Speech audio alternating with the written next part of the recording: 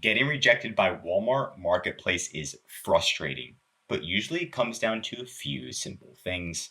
And the first one is going to be inconsistent business information, right? Because there's a bot reviewing your information. And if anything is inconsistent, that's going to mess you up. And you can see this is the minimum requirements on consistency. A lot of it's going to be your EIN document, right? If you changed it, or if it's the wrong document, if you submitted a W-8 instead of a W-9, things like that when you're signing up is going to mess your whole application up and get you denied right away, right? So make sure everything matches. Your name. If I'm Josh, maybe one document says Joshua, one of them says Josh, it's going to be rejected. Remember, it's a bot reviewing it first. Number 2 is going to be lack of proven e-commerce history. And this is just the reality of Walmart. If you have not been an active seller on Amazon for a while, or if you do give them an Amazon link, what they're going to do is they're actually going to look at your Amazon profile and see if the entity and the business address matches the same exact one that you applied for on Walmart. If they're different, they're going to get rejected, right? They're going to try to make sense of your eBay as well, and making sure that the products that you're selling on eBay matches the products that you're going to be selling on Walmart, or that you say you're going to be selling. So you do need to be an established brand, an established seller as of right now, which is very difficult. And it's one of the only marketplaces that forces you to do it. That's why it's so hard to get approved on Walmart. You're better off working with somebody who's already has an established business and getting them on Walmart, or trying to make a partnership. That's my recommendation. Anyway, number 3 is going to be poor catalog quality. So you can go to GS1 and get UPC codes that pretty much are owned by you and your brand. Just make sure you have a trademark. Again, if you don't have a trademark, you're like, oh my gosh, don't stress too much, but just understand that you will need it. Like, Walmart's looking for people who are already in business, who already know business. They're not looking for new sellers at this point, right? It just is what it is. I already gave you the tip of pretty much trying to partner with somebody. So go into a networking event of somebody who's just focused on retail and say, look, I'm going to help you run your e-commerce side of things, and you can help them.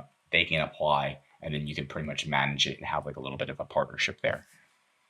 Mistake number 5 is failing the shipping vetting. So now Walmart has launched this new thing, and it's right here, that you need to have an official US warehouse, right? So they're going to verify if your warehouse is your house, or if it's an actual business warehouse. And if it's just like your house that you're shipping from or returning from, they will most likely reject you there too. So they really want to make sure you're legit. Pretty much, I think they're looking for like retail locations that want to expand to Walmart.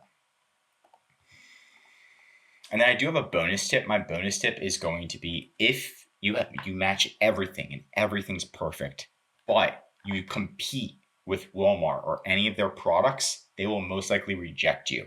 So if you're trying to sell mouthwash like Listerine, which is a big seller on Walmart, right? Listerine, great value, right? They have like a partnership together.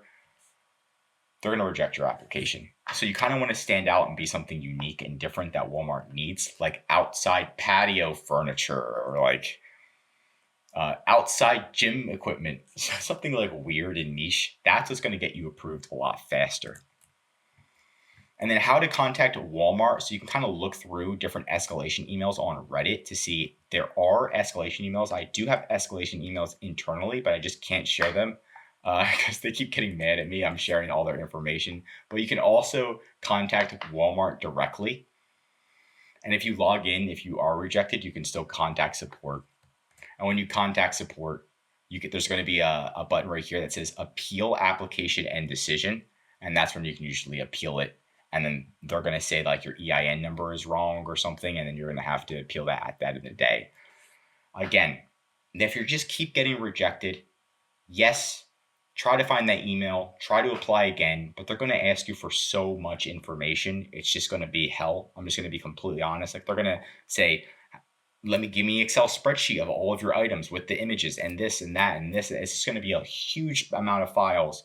And then you may get rejected a second time, and you just wasted a lot of your time. Instead, start figuring out a plan of somebody who has a retail business or somebody who has a business, you can go out, you can market, network, and get them on Walmart. And you're like, look, I'm a Walmart expert. I can help you. And then try to make a partnership that way. So at least you can get your foot in the door and make sure you're only using user permissions. They should only be the ones that have admin access. Obviously, it's going to be difficult initially, but that is my recommendation at the end of the day. And I hope I gave you some good tips that's going to help you in your Walmart journey. If you want more Walmart videos, tell me what to cover next in the comments. If you learned something new, drop a like. And if you're a Walmart seller, highly recommend subscribing to our channel because we're giving away great content that's going to help you in your Walmart journey. I'm Josh Hackett, CEO of VHP Consulting Group, and I'm signing out.